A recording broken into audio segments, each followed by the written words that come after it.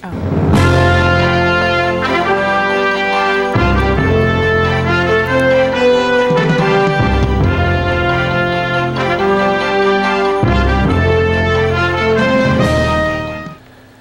good evening, and thanks for joining us tonight here on News 20 on GTN. I'm Randy Gardner. We've got a great show for you tonight, a very serious type subject here. So get your mom, your dad, your kids, bring them in front of the television, because this is one of those topics, Sandra, and our guest tonight, Sandra Nager from Safe Connections, that is sometimes hard to talk about amongst family members, but it's one of those almost like the elephant in the room type thing.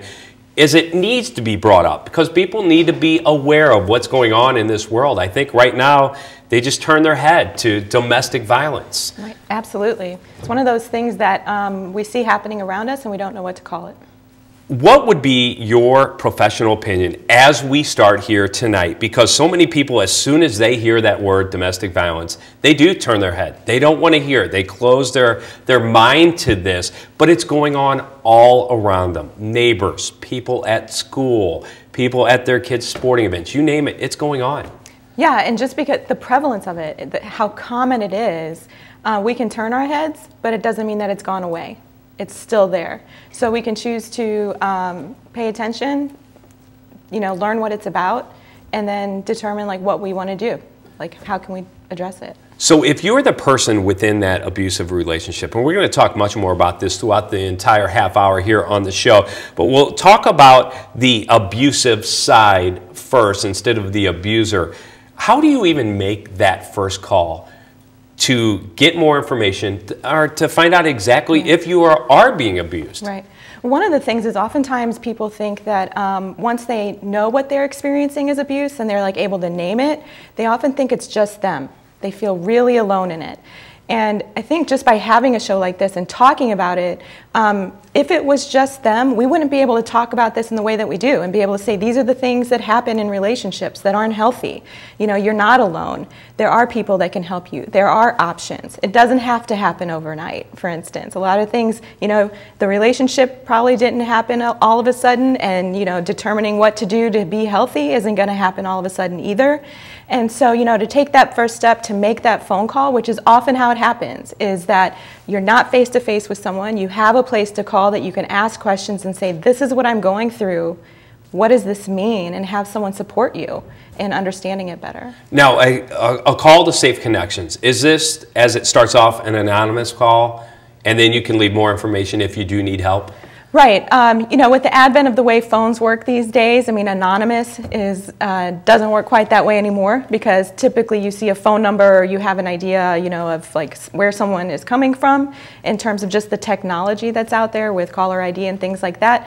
But overall, it's confidential. We can talk to people and not know who they are unless they disclose it and go from there. And I make that distinction because sometimes people think, oh, I can just call and nobody will ever know what's going on with me. And the thing is, though, if you're in a really dangerous situation or children are involved, we do have professionally an obligation to respond to that and know how to find someone and help them under those circumstances, because keeping kids safe first and the families. So, do you find that the abuser is sometimes the last person to realize that they're in that relationship? Their kids see it, the neighbors see it, people at school, everybody else sees it except that person? Yeah, they have to want to see it. If you don't see what you're doing as unhealthy or abusive, you probably are going to be the last person to see it.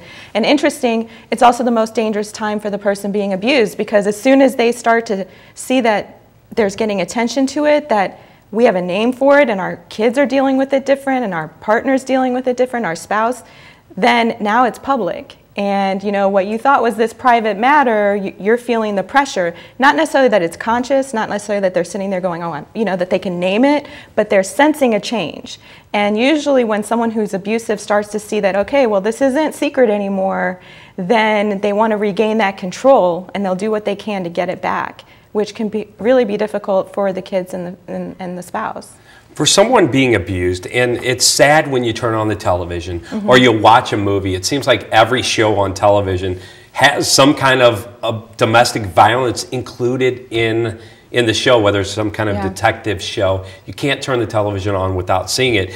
But when you look at all the negative influences that you're seeing continually, and then the abuser themselves maybe compressing it and saying, well, I don't think anybody else sees this except me. Right. The children see what are going on within your relationship. Oh, absolutely. And they don't necessarily know what it is either. You know, and especially in the home, depending on how old the kids are, they might think that's the norm, that that's just how mom and dad treat each other, or this is just how our parents treat each other.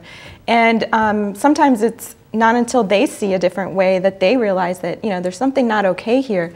The other thing is that no matter where you are in this world, there are certain things that when it's demeaning, when it doesn't, you know, you're not uplifting, you're not encouraging, you're not supportive, you still feel it. You might not know what to call it, but when you hear name calling in the house, when you feel this level of tension and this level of aggression even that might be going on between the adults in the home, even if you don't know what it is, you still feel that maybe it's not safe.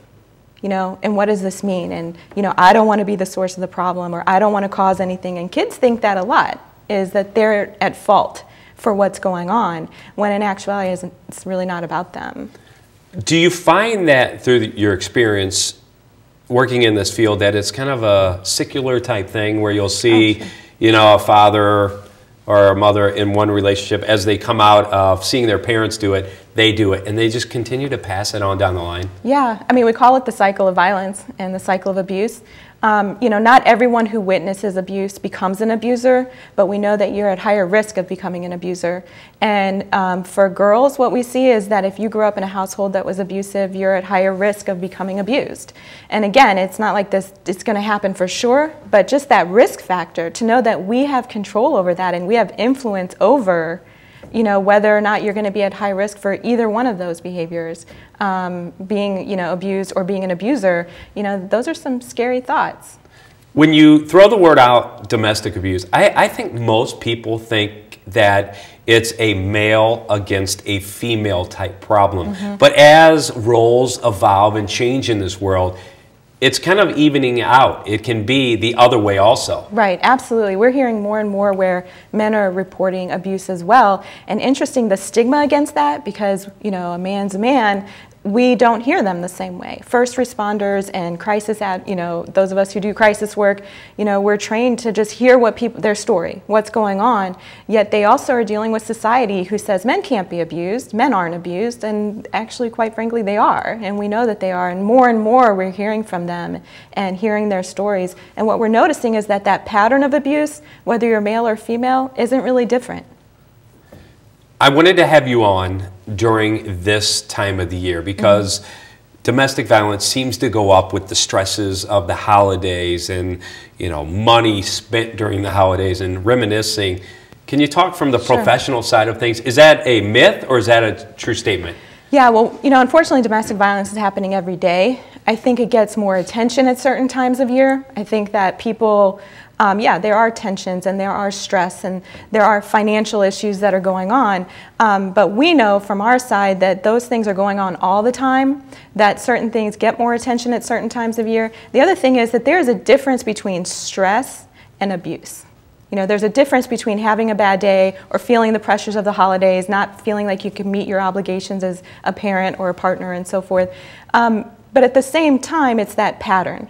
You know, maybe you become more controlling. Maybe you might become a little bit more coercive. Maybe during this time things just get escalated, they elevate, but that doesn't mean that it's not going on the rest of the year either. And so we notice from those who have experienced abuse and are in the path of healing and on the path of what we call becoming a survivor, that they often report they know when things are starting to get worse. They sense it. It's like in the air for them. And this is one of those times a year. A lot of people have some hard things that happen to them during the holidays, or, you know, things that they saw in their families. You know, the messaging is that this is a happy, joyous, merry time of year, yet that's not necessarily the experience of many people. Is this domestic violence, the word, the act, is this, I guess, solidified, is this a one-time event? Or is this something that happens over months and years? Or is it a little bit of both? It's probably a little bit of both if you were to be completely inclusive of all people's experiences with being abused. Yet what we know overall is that it's a pattern. And pattern means that you had time.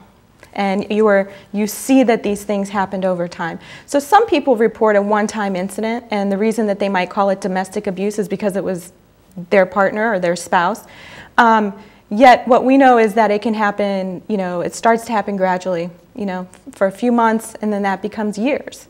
And we really want to make sure that it's understood, it's that pattern, because we all do things that might be unhealthy or that aren't right as far as, communication or the way we treat someone. There's a difference between that, which is incidental, or, one time or a few times, or, you're learning how to be a better communicator, learning how to deal with issues better and so forth, and the one where you're living in that every day.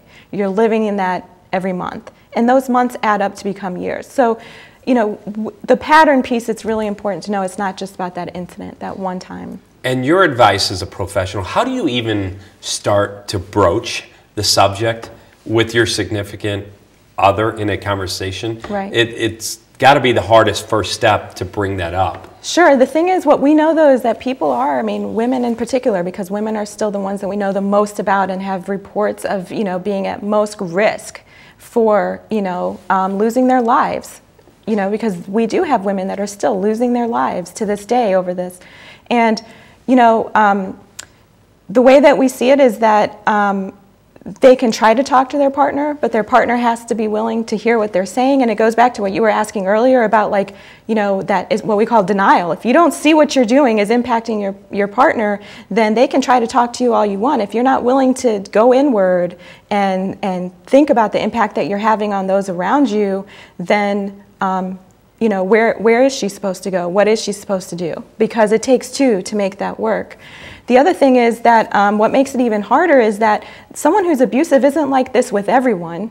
They're like this with the people that are closest to them, their partner. So in their world, and what we've learned about those who are abusers is that they see it sometimes from well, no one else thinks that I'm bad. No one else thinks that I can't communicate. No one else thinks that I'm, fill in the blank. And so then it isolates the person who's being abused even more, because they're like, you're right.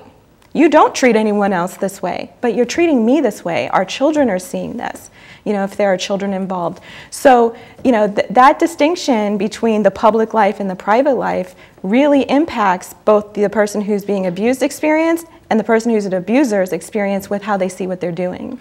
So to jump to the other side of the equation, which would be the abuser, from your professional opinion, again, is it always or mostly self-denial on their part that they don't really understand what they're doing, or do they consciously really know what they're doing and maybe act like they don't? Well, it's interesting because, I'm sure there's, for some people, it's denial. It's hard to see yourself and think that you could do that to another person, But then for other people, it works for them. Why do they need to change it? They get what they want. It's how, they're in control. They have influence over everything that's happening within their household or in their relationship. So there's not necessarily a reason for them to change. There's not necessarily a reason for them to see that things could be differently. The other thing is that we've seen that they, lack a great deal of empathy in terms of knowing how their behaviors impact the person that they're sharing their time with, or who they're living with, or their children. So that piece of, if they can't see or won't acknowledge the impact, that's just a really hard place to be for those who are witnessing it and exposed to it.